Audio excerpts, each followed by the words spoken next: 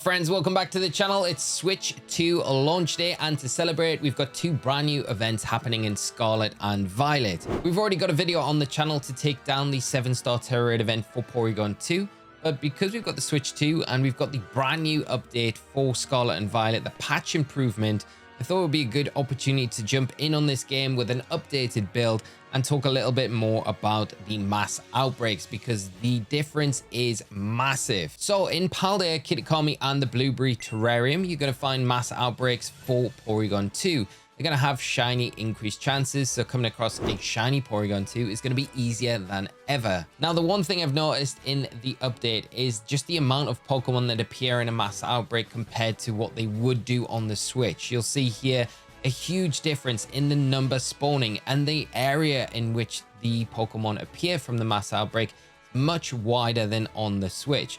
This will probably make finding a shiny a lot easier, but it just looks so much smoother.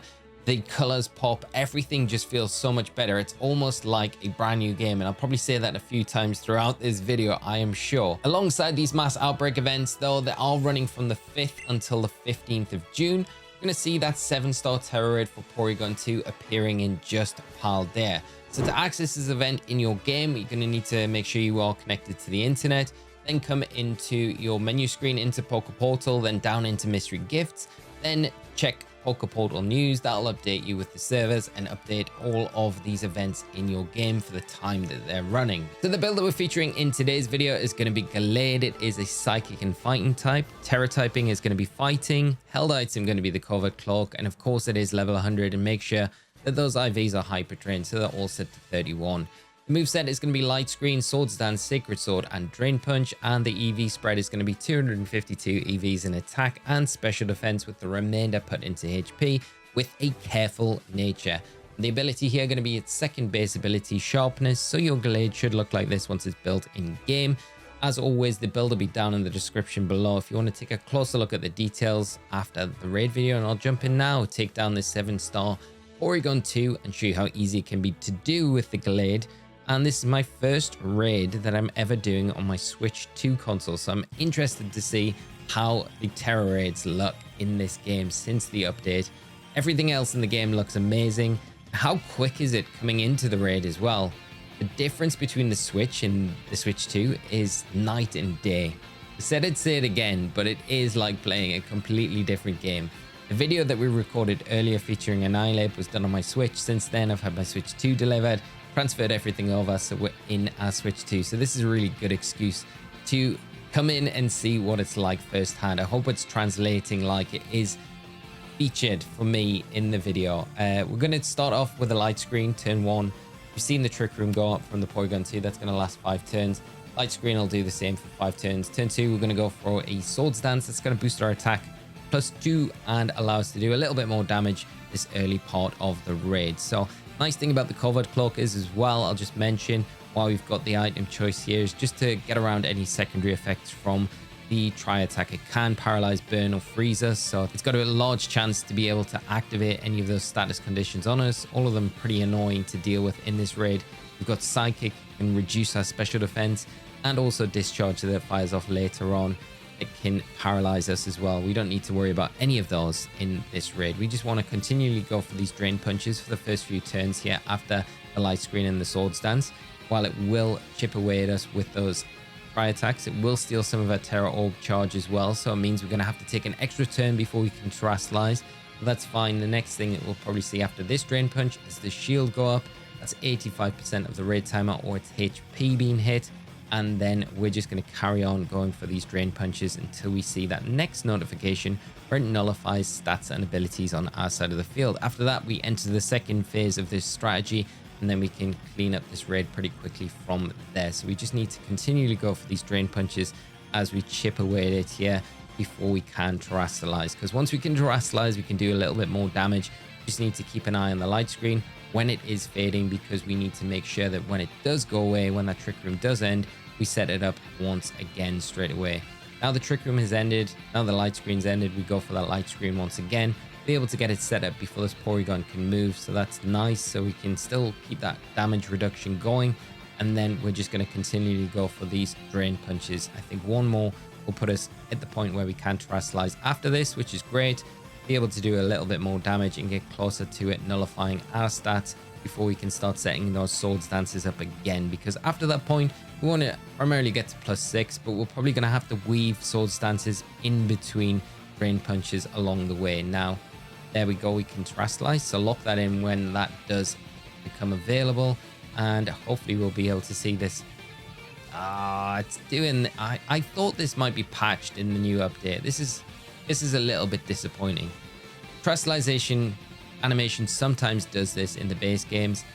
I did think that we'd have the full terastallization kind of animation just fixed, so it would always do it in Tera raids, but not looking like it has been fixed and can be a possibility. So we're not going to get the full array of beauty of the terastallization in this raid, unfortunately, but by the by, that's fine. We just need to carry on going for those drain punches. There's the notification we're looking for. Our stats have been nullified, so if we take a look, we've still got 2 turns of our light screen. Our sword stance has been taken away, so we'll go for that sword stance once again. That'll be the first one. We need to go for 3 of these, but like I say, you want to weave these in between drain punches throughout the raid, because it is going to be difficult to keep yourself as healthy as possible through setting everything up, and then with the light screens on top of that, because after this light screen's gone, we will be in a position where we need to get the second one set up before we go any further in the raid. Now we're going to take a psychic for our trouble. Light screen is still in effect, but we need to get that light screen set up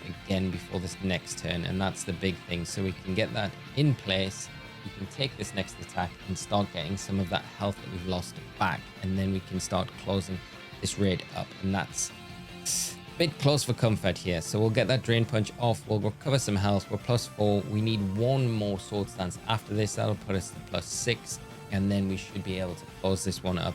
The raid timer in a pretty healthy position here, and the nice thing about the Gallade is I feel that it's just a lot more consistent than the Annihilate, especially if you're going out and you're farming for these high cost items while the event is running. The one problem that you're going to have with the Annihilate is the fact that it is very subjected to RNG. If you take those special defense drops, it is going to mean that you're probably going to end up pulling your hair out, and a lot of the raids are not going to go the way you want them to.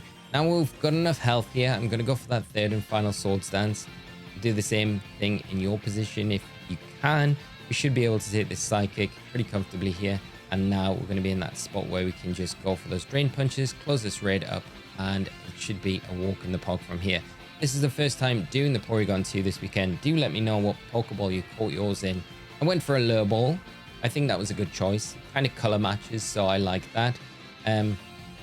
But Beast Ball probably would have been a little bit better. Now, if you're healthy like we are here, I would suggest then locking in with the Sacred Sword, because the Sacred Sword on +6 is going to do more than the Drain Punch, and we don't really need the health recovery.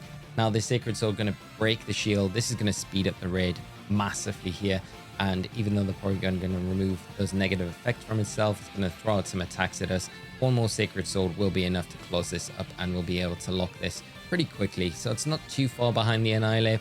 The Annihilate just a bit more volatile compared to the Gallade. The Gallade definitely the more consistent. So if you are going and farming for the high cost items over this weekend, then I would choose this build over everything else. And that's how easy the Porygon2 can be. It looked amazing in this new update. Got all the high cost items as well, alongside those Herba Mystica. And wow, coming out of the raid is so quick. If you want to respawn the den on your map, so hit your home menu, come down into your system settings, then down into system, then into date and time. Make sure you synchronize clock for the internet is off. Toggle through these options in your date and time, hit your home menu, come back into the game. All the dens will be respawned, and then you'll be able to go and find the 7-star Tera raid event for Porygon and rinse and repeat this whole cycle. I hope you found the build in today's video useful, and a little bit of a snapshot at the Switch 2 and the performance of Scarlet and Violet on this system. Like I said at the start, it gives me an excuse to kind of do another updated build and talk about these events a little bit more on the Switch 2. I'm very excited to dive back in, play more of these games, because the difference is just so big.